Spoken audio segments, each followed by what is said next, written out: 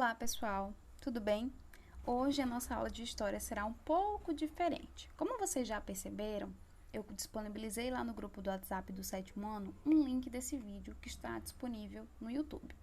Esse vídeo não é um vídeo muito longo, tá? É um vídeo nem curto e nem muito longo, ele é mediano. E é um vídeo sobre um conteúdo que a gente vai iniciar.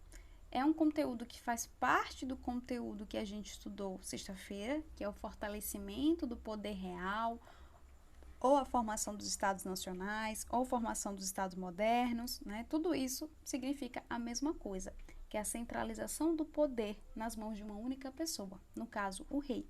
A gente iniciou esse conteúdo sexta-feira, estamos dando continuidade a ele hoje, que é quarta-feira. Só que veja, antes de iniciar esse conteúdo, aqui esse vídeo que eu estou trazendo para vocês, é interessante dar alguns avisos. O primeiro é o seguinte, como a gente está nesse processo aí de aula online, em que vocês estão em casa e os professores estão transmitindo a aula aí através do computador, do celular, e vocês estão assistindo ao vivo, para que vocês não fiquem muito tempo em frente à tela do computador, em frente à tela do celular, porque infelizmente isso vai causar consequências, né? Isso vai gerar consequências no futuro. Eu vou preferir o seguinte nas minhas aulas. Nós temos 3 aulas de história por semana. Então, uma aula de história da semana será dedicada ao envio de um link de um vídeo em que vocês vão assistir esse vídeo, tá? Esse vídeo não é tão grande, mas também não é tão curto, ele é mediano, ele não tem 50 minutos. Então, assim que você finalizar o vídeo, você vai lá para o WhatsApp, para o grupo do WhatsApp do sétimo ano e vai tirar suas dúvidas sobre o conteúdo, sobre a atividade, porque ao final desses vídeos vai ter sempre, geralmente, vai ter uma atividade que vocês devem fazer. Professor, essa atividade é para ser entregue hoje, é para ser entregue depois que eu finalizar o vídeo? Não, essa atividade é uma atividade de casa, então vocês só precisam me entregar na próxima aula. A atividade de aula de hoje é vocês assistirem o vídeo e fazerem perguntas a mim, tirarem as suas dúvidas, fazerem seus questionamentos. Professora, eu não compreendi essa parte do vídeo, eu não compreendi direito o conteúdo, a senhora pode repetir, a senhora pode explicar com outras palavras. Tudo isso você pode me perguntar lá no grupo do sétimo ano, no horário da nossa aula. Então, uma vez por semana, geralmente isso vai acontecer na quarta-feira, em que eu só tenho uma aula, eu vou disponibilizar o link desse vídeo para que vocês possam assistir e ao final desse link vocês vão fazer a atividade, tá? Terão dias que a atividade vai ser atividade de casa e terão outros que a atividade será atividade de aula, tá? Mas não se preocupe que eu vou avisar para vocês direitinho.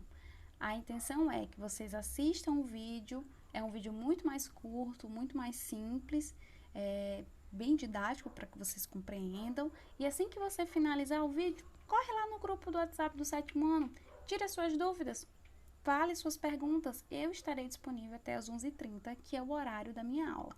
A minha aula de hoje, que é quarta-feira, ela vai de 10h40 às 11h30. Então, eu disponibilizo para vocês o link desse vídeo e dos outros vídeos nesse horário, no início da aula, que seria 10h40, vocês assistem e eu estarei à disposição lá no grupo do WhatsApp do sétimo ano para tirar qualquer dúvida até as 11h30, tá? Espero que vocês tenham compreendido. Ao final, mande o feedback de vocês. Professor, achei interessante essa nova proposta, não gostei muito, prefiro a aula normal. Digam a opinião de vocês, se vocês conseguem compreender o assunto desse jeito ou que é melhor através da aula que a gente considera normal, que é a aula transmitida. Então, bora lá iniciar esse conteúdo, que é Teóricos do Absolutismo. Veja bem, na quarta-feira a gente estudou sobre a centralização do poder nas mãos de uma única pessoa, que era o rei. Esse processo de centralização do poder, esse processo de fortalecimento do poder real, é conhecido como a formação dos estados nacionais ou formação dos estados modernos. Tá? Qualquer uma dos dois termos está correto, tanto formação dos estados nacionais como formação dos estados modernos. Esse processo de centralização do poder real, ele iniciou no século XI e foi até o século XV. Vocês já sabem muito bem disso. E a gente compreendeu que o rei, cada monarquia, cada região da Europa fez esse processo de maneira distinta. Cada uma fez da sua própria maneira. Teve algumas que foram mais rápidas e teve outras que foram mais lentas. Então, entre o século XI e o século XV, dura aí em média uns 400 anos para que esse processo seja finalizado. Então, é um processo longo, é difícil, é complexo, justamente porque demora muito tempo. Cada região da Europa tem a sua forma de centralizar o poder, mas todas têm a característica em comum, que é a centralização do poder nas mãos de uma única pessoa, que é o rei. Esse processo inicia no século XI e vai até o século XV. Então, no século XV, a grande maioria dos reis da Europa já estavam com seu poder consolidado. Já tinha lá toda aquela pompa, aquela vida de luxo que a gente sempre vê nos filmes de época, em que o rei e a sua corte vivem em palácios, comendo do bom e do melhor, vivendo no luxo, na riqueza, na pompa, na alegria. Esse processo, ele se inicia no século XI e vai até o século XV. A partir do século XV, boa parte ali, a maioria dos países, das regiões que fazem parte da Europa, já tem esse processo de centralização do poder do rei consolidado. Então, é nessa época ali, no século XV e XVI, que o rei ele percebe que é necessário que as pessoas me vejam como rei.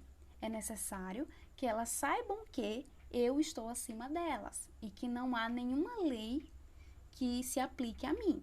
Lembra do que eu falei para vocês na aula passada? De que acima do rei estava Deus e abaixo do rei estava todo mundo? Então, ele precisava colocar isso na cabeça das pessoas. As pessoas teriam que acreditar realmente de que acima do rei estava apenas Deus e que abaixo do rei estava todo mundo e que não havia nenhuma lei que limitasse o poder do rei. Vocês aprenderam na aula passada, na sexta-feira, que em tese, na teoria, o poder do rei é absoluto. Ele não tem limites, mas na prática ele tem limites sim. O poder do rei ele é limitado, mas não é limitado por nenhuma lei. Não é limitado por nenhuma constituição, justamente porque o rei, na teoria, não tem limites. O poder dele não tem limites. Então, ele percebe que só a igreja, colocando na cabeça das pessoas de que o rei realmente é o rei, é o escolhido, é aquele que deve estar acima de todo mundo, não é o suficiente. E aí, começa um processo de contratação de filósofos e estudiosos para que justifiquem esse poder do rei, para que as pessoas passem a acreditar ainda mais nele. Então, a partir do século XV, século XVI, diversos teóricos, filósofos, estudiosos são contratados pelos reis para que justifiquem o seu poder, para que as pessoas têm uma maior confiabilidade no que o poder do rei é. Justamente porque uma pessoa que é estudiosa, uma pessoa que é filósofa, está ali dizendo que, olha, o poder do rei realmente é correto. O poder do rei realmente está certo. Temos que segui-lo. E além essa prática de justificar, de que os teóricos, os filósofos eram contratados para justificar o poder do rei, também havia aqueles teóricos que tinham o objetivo de ensinar o rei a ser rei. Ensinar o rei como é que ele deve se comportar, como é que ele deve exercer o seu poder, como é que ele deve ser um rei amado e deve ser um rei temido. Então, tudo isso se inicia ali no século XV e XVI, quando a grande parte dos países da Europa, a grande parte ali da Europa já tem o seu poder consolidado através do rei. Então, os reis já têm ali o seu poder consolidado nessa época. Então, esse conteúdo que a gente inicia hoje se chama Teóricos do Absolutismo. E você pode estar me perguntando, professora, e o que é absolutismo? Lembra que eu falei que o poder do rei é absoluto? Então, o absolutismo significa um sistema político de centralização do poder nas mãos de uma única pessoa, o rei. Então, o absolutismo nada mais é do que a centralização, a junção de todos os poderes de um determinado estado nas mãos de uma única pessoa. Quem seria essa pessoa? O rei. Isso é absolutismo. E aí você pode estar me perguntando também o que é monarquia. Professora, eu já ouvi falar nesse termo. Às vezes, quando eu estou assistindo um jornal e passa a notícia lá da Inglaterra, sempre aparece, a monarquia inglesa fez isso. Os reis da Inglaterra fizeram aquilo, a rainha Elizabeth II faz parte da monarquia inglesa, e eu sempre me pergunto o que é isso. Pois bem, a monarquia é uma forma de governo em que o monarca, que pode ser o rei ou o imperador, é o chefe de Estado. Então, numa monarquia, o rei ou o imperador é o chefe do Estado, é o chefe do governo. No caso do absolutismo, o monarca, que é o rei, é o chefe do Estado e acima dele só existe Deus. Abaixo dele está todo mundo. Há leis que limitam o poder do rei? Não, não há nenhuma lei que limita o poder do rei. Mas há tradições, há costumes, há acordos que limitam esse poder. Isso na prática, porque na teoria o poder do rei é sem limites. E aí eu quero que vocês conheçam os principais teóricos desse absolutismo, os principais filósofos do absolutismo que justificaram o poder do rei e também ensinaram o rei a como ser rei. O primeiro deles é o Nicolau Maquiavel. O Nicolau Maquiavel, na verdade, ele quis, o objetivo dele era ensinar o rei a ser rei. Então, para ele, o rei ele deve ser amado e deve ser temido. Isso para o Nicolau Maquiavel, tá? Ele deve ser amado e deve ser temido. Mas, se houver necessidade, é muito mais necessário que o rei seja temido do que amado, segundo Nicolau Maquiavel. Ele criou um livro chamado O Príncipe. Nesse livro, é como se fosse um manual, um guia de como ser um rei amado e temido. Como ser um rei que consiga, de fato, governar os seus súditos e governar o seu reino. Então, para o Nicolau Maquiavel, o governante, ele pode fazer tudo. No caso, o rei, ele pode fazer tudo. Ele pode extrair, extorquir, roubar, trair e até mesmo matar, desde que seja importante para a manutenção do governo, do Estado. Então, tudo o que faz com que o rei continue no poder e o Estado tenha benefícios, ele pode fazer. Então, ele pode matar, ele pode roubar, ele pode extorquir, ele pode fazer o que for, desde que isso seja necessário para a manutenção do poder do Estado, desde que isso mantenha o Estado, desde que isso mantenha o governo do rei. Então, o que o Nicolau Maquiavel quis fazer é lançar um manual, um guia completo de como o rei deveria se comportar, de como o rei deveria governar. E muitos reis seguiram Nicolau Maquiavel, muitos mesmo, tá? Existe uma frase muito interessante do Nicolau Maquiavel que é a seguinte: os fins justificam os meios. Professor, o que isso quer dizer? Isso quer dizer exatamente o que está aí no texto.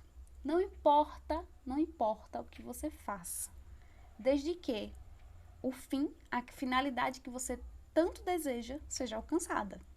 Então, os fins justificam os meios. No caso, se o fim for uma consequência boa, no caso, a manutenção do governo, que o governo seja benéfico, que o governo realmente consiga se estabelecer, não importa o meio que ele chegou para isso, não importa o que ele fez, não importa os meios que ele fez para chegar a essa finalidade. O próximo teórico é o Thomas Hobbes.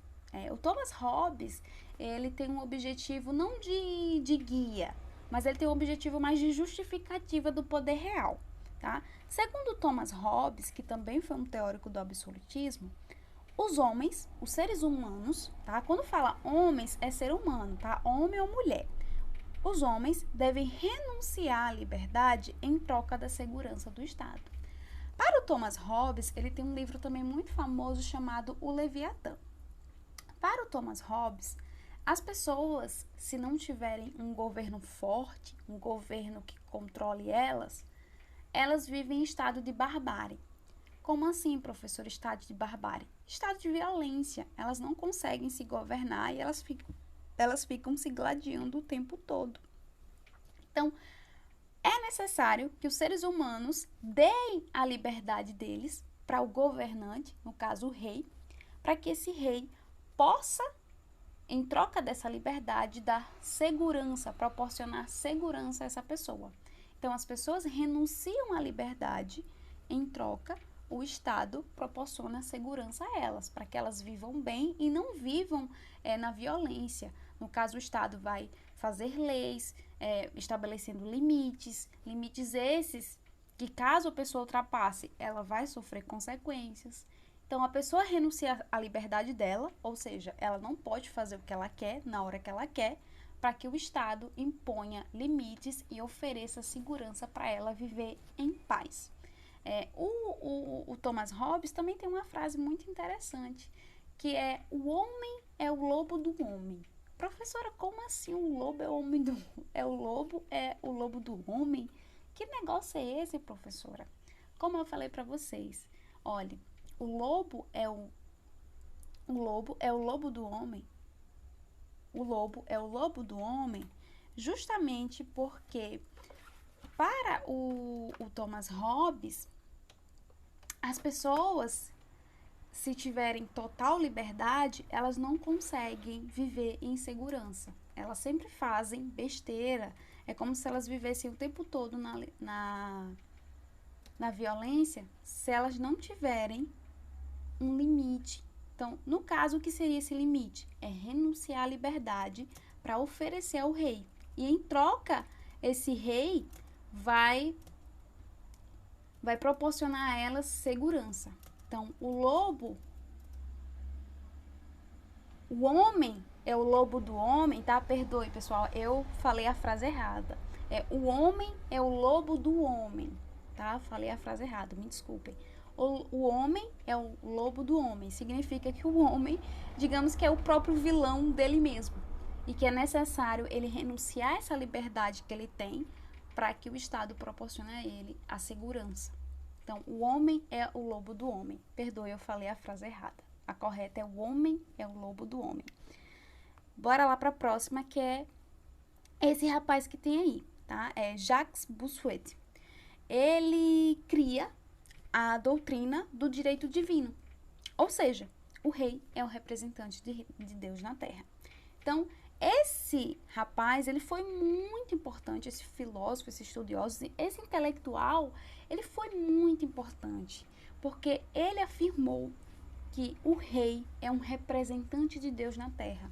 Então, se você é contra o rei, é como se você estivesse sendo contra a Deus, contra o próprio Deus. Por quê? Porque foi Deus que quis que ele estivesse ali, tá? Foi o próprio Deus que colocou ele ali. Então, se você é contra ele, se você critica ele, se você quer tirar o rei do poder, significa que você está agindo contra o próprio Deus. E lembre-se, pessoal, nessa época, século XV, século XVI, lá na Europa, as pessoas eram muito religiosas, muito mesmo. Elas acreditavam, de fato, que era um pecado muito grande afrontar o rei. Então, professora, não existiam pessoas que afrontavam o rei? Lógico, existiam pessoas que afrontavam o rei, existiam, mas era uma minoria. A grande maioria realmente acreditava que o rei era um representante de Deus na Terra. E se você o criticasse, era como se estivesse criticando ao próprio Deus. Essas são as referências das imagens. Pessoal, vocês têm alguma dúvida? Tá? Esse assunto é curtinho, é mais simples. Caso vocês tenham alguma dúvida, por favor, entrem em contato.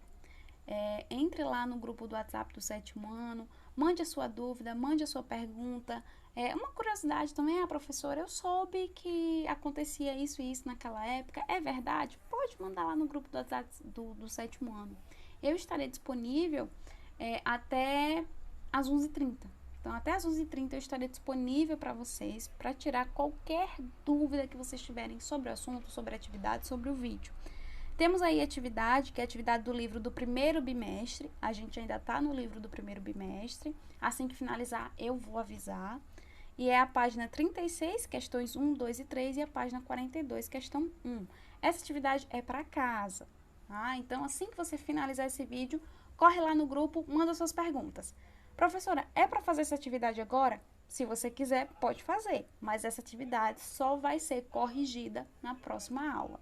Então, é uma atividade para casa, para a próxima aula, no caso, para sexta-feira. Então, pessoal, beijão, espero que tenham entendido. Mandem um feedback de vocês lá no grupo, se vocês gostaram do vídeo, se conseguiram compreender o assunto, se tem alguma dúvida, se vocês preferem aula normal, enfim. Mandem lá o feedback de vocês, que eu preciso saber o que vocês acharam, né, pra dar uma modificada ou pra deixar do jeito que tá. Enfim, tchau, tchau, até a próxima aula. Qualquer dúvida, estou à disposição.